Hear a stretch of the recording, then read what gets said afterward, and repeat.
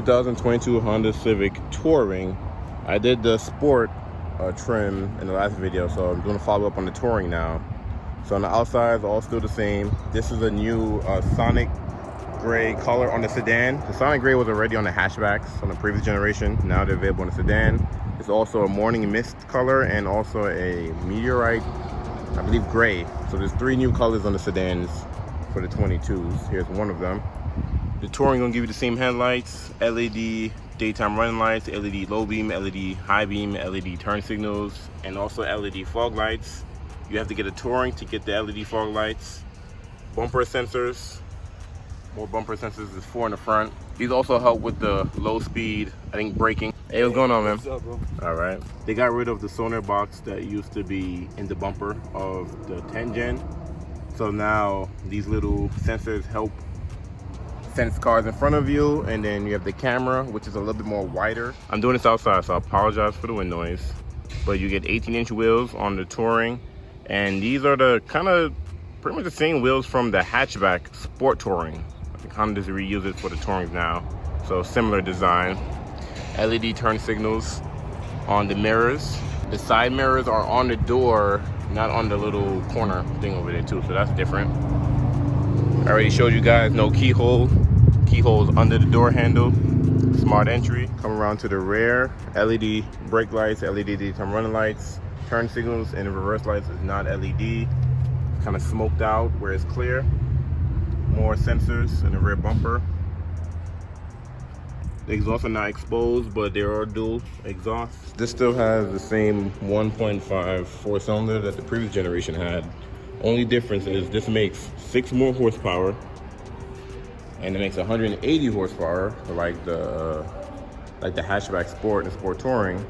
But now there's VTEC on the exhaust, and the torque went up, I believe, 15 foot-pound of torque. So should be a little bit more preppy than it was before.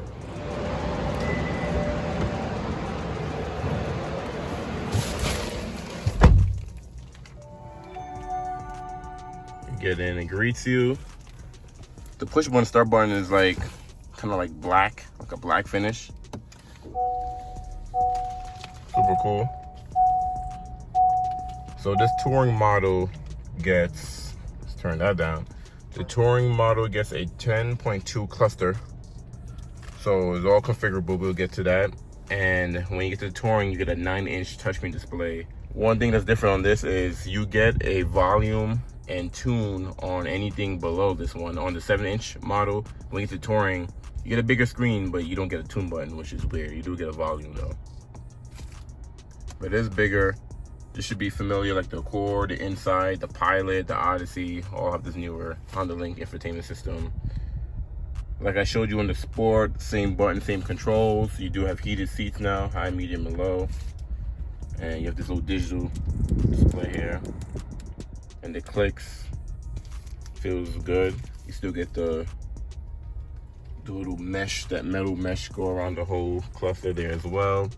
On the Touring, you do get an auto dimming rear view mirror with home link. So you have built-in garage openers here.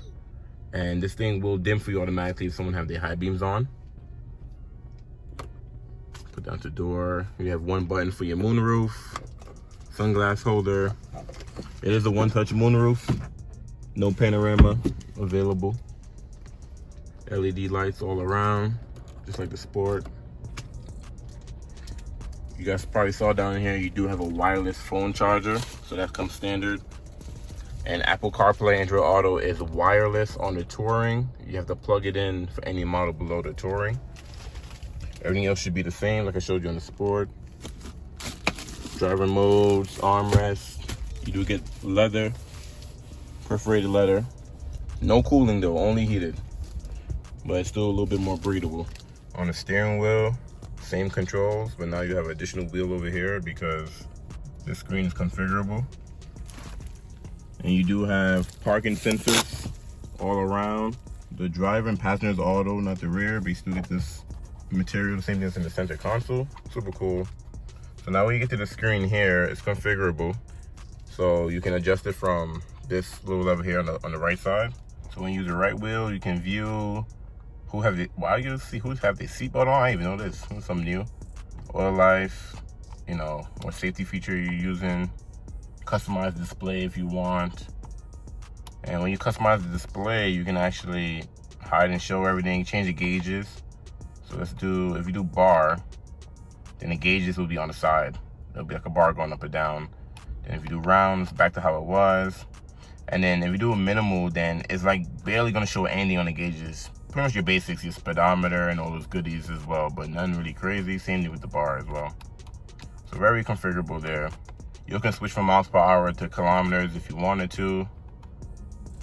Range on your tank. So just like in the last generation, how everything was on the left side, you can pretty much view everything. Turn by turn direction, if you use a navigation system, will pop up in that pod there, and a driver attention level. So if you start drifting off or falling asleep, or the car sense that, you know, you're not fully awake to drive, you fill that bar up and it'll actually let you know maybe you should pull over and drive. And then I already showed you guys on the left side, you're pretty much going to use this left pillar to change your sources. Phone, you know, AM, FM, satellite radio, USB, Bluetooth, apps, all those goodies. None besides that, and your RPM's right above it.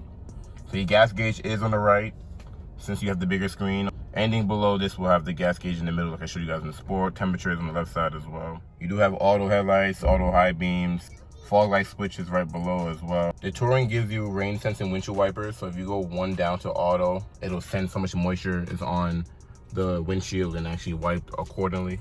Leather wrap steering wheel, leather wrap shift knob, leather wrap armrest. What's cool about the parking sensors is that if you're kind of, let's say I'm moving forward, I'm gonna hit this car in front of me, it'll actually brake for you if it senses that, you know, you're gonna hit an object. Same thing if you're going reverse. So those sonars you guys saw on the front and back is used to sense obstacles, but also can brake for you, and that's what the low braking thing feature I was telling you about earlier. Since the Civic has a new infotainment system, it does have a different navigation system, which is a little bit more different, more updated. I guess it should be more faster and a little bit more accurate than the previous navigation was in the previous Touring. But to be honest, everyone's mostly gonna use Apple CarPlay, Android Auto anyways, but super cool infotainment system. And then if you go back to home, and let's say you go to settings, they have a new, I guess, graphics for all your settings now. So you have like the TPS, keyless access, and they're like actual pictures, and then just instead of just being a button, which is super cool. Maintenance got the wrenches and stuff. That's actually pretty cool. The 9-inch display is the biggest display in the Civic. A lot of other manufacturers do have a bigger screens because everyone's kind of going towards like huge tablets and all types of craziness, but that's a decent size for a Honda, I would say. Also, what's new, you get a Bose 12-speaker sound system. Haven't tried it yet, but it's super cool. The Civic is a little bit longer than the previous ones. The backup camera graphics is okay. It could have been better. I think they're still using the same camera from before, so the resolution is not that crazy. Also, there's no 360 either. You could change the view to show your parking sensors all around if you get close to something, or you can change the view to wide angle, normal angle, and a top-down view looking straight down, but you don't have 360. Also, you can turn on the sensors where if you come out of a parking space, it will alert you if there's a vehicle coming from either from your left or from your right. So you see it'll beep to let you know how close you are to something. Also on the steering wheel, you do have your control for your safety features. So you do have Honda Sensing.